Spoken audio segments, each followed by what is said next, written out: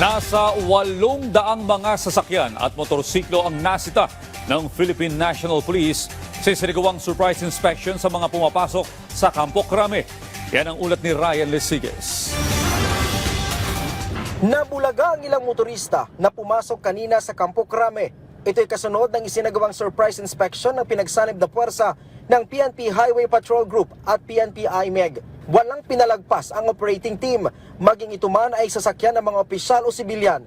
Kahit pa may decal o PNP sticker ang sasakyan, inuusisa rin ng mga tauhan ng PNP HPG. Isa-isang tinitingnan ang plaka, rehistro, maging ang lisensya ng driver bago makalagpas o makapasok ng tuluyan sa kampo.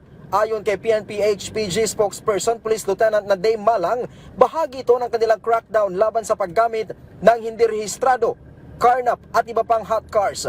Layunin din daw ng operasyon na tiyaking maayos at legal ang paggamit ng mga sasakyan sa loob ng PNP upang mapalakas ang disiplina at integridad ng organisasyon. The target of this operation ay unang-una ay talagang linisin yung hanay din po, no, or yung ating po mga kabaro na lumalabag din sa mga batas or mga regulations na under po ng RA 4136 na kung saan ito nga po, no, isa din po sa mga target din po na operations po natin ay yung mga kabaro din po natin na baka gumagamit po ng mga recovered na mga ebidensyang sasakyan. Sa isinagawang operasyon kanina umabot sa 500 motorsiklo ang napara at nasita ng mga otoridad, habang umabot sa 300 naman ang mga four-wheel vehicles. Walang napara na hot car, pero karamihan sa mga napara ay walang OR at CR. They were issued a citation tickets sa 6 po na nahuli po natin. Lahat po sila ay natikita na po kagad ng inyong pong PNP HPG. Agad ding binaklas ang ilang plaka. Panawagan po ng inyong PNP HPG para po sa ating pong nakikinig, no, ng mga kabaro. They must stop it right now, no, ASAP.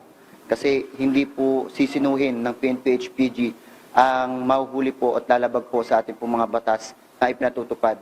At even nga po, yung utos nga po ng ating pong bagong director, in line din sa directives po ng ating presidente para sa kanya. Babala ng PNP HPG, wala silang sisinuhin na kanilang kabaro na maaktuhang gumagamit ng hot car. Kanila ding babantayan ang mga gumagamit ng wangwang at blinker.